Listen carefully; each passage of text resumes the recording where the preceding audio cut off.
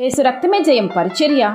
ప్రియ రక్షకుడైన యేసుక్రీస్తు నామమున ఈ ఉదయకాలంలో మీ అందరికీ శుభములు కలుగునుగాక. సమాధాన పరచువారు ధన్యులు, వారు దేవుని కుమారులనబడుదురు అని దేవుని వాక్యం సెలవిస్తుంది. నా ప్రియ సహోదరి సహోదరులారా, ఈ వాక్యం మనం ధ్యానించినట్లయితే నేటి లోకంలో ఎటు చూచినా సమాధానం లేని స్థితే కనపడుతున్నది. ఎవరి జీవితంలోనూ కదిలించినా సమాధానం లేక బాధపడుచున్నామని చెప్తూ ఉంటారు. వీటికి కారణం ఏమిటి? వారి అజ్ఞానమా? ఈ సమాధాన కొరతను రేపుచున్న మనుషుల నడుమ మనమైతే ఉంటున్నాం.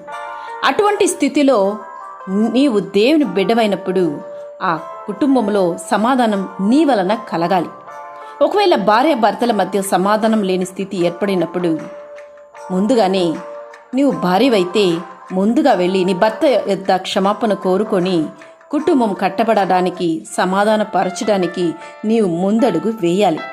లేక నీవు భర్తవైతే దేవుని చెంత దానికైన జ్ఞానాన్ని అడిగి నీవు తెలుసుకొని నీ భార్యతో సమాధాన పడాలి. ఈ విధంగా నీ కుటుంబం కూలిపోకుండా సమాధానంగా ఉండడానికి నిన్ను నీవే సర్దుకొని ముందడుగు వేయాలి. అప్పుడే నీ కుటుంబంలో సమాధానం కనబడుతుంది. సమాధానం అంటే మనస్పార్థాల వలన, తిరుగుబాటు వలన, ఎదిరింపు వలన తెగిపోయే బంధాన్ని తిరిగి కలపడం. యేసు ప్రభువు వారు ఈ లోకంలో వచ్చింది మనకు దేవునికిని మనకును మధ్య తెగిపోయిన బంధాన్ని తిరిగి నిర్మించుటకు.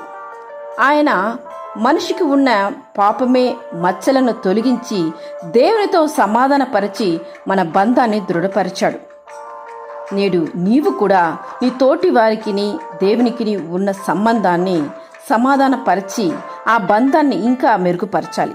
రక్షణ పొందుకొనుటకు సహాయం చేయము.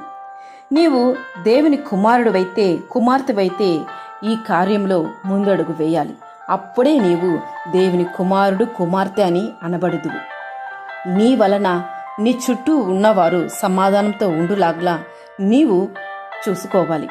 నీ వలన ఎటువంటి కొరతలు, మనస్పర్ధాలు ఎక్కడ కానీ రానివ్వకుండా వీలైనంత వరకు సర్దుకోవడానికి, వీలైనంత వరకు ఆ కుటుంబంలోనో లేక నువ్వు పనిచేస్తున్న స్థలములోనో నీ చుట్టూ ఉన్న పరిసరాల్లోనో సమాధానమే కనపడాలి.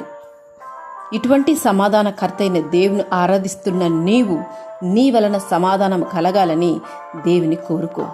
ఆ విధంగా నడుచుకో. దేవుడు నీకు సమాధానం అనుగ్రహించి ఆశీర్వదించునుగాక. ఆమేన్. యేసు రక్తమే జయం పరిచర్యల మీ సహోదరి. God bless you.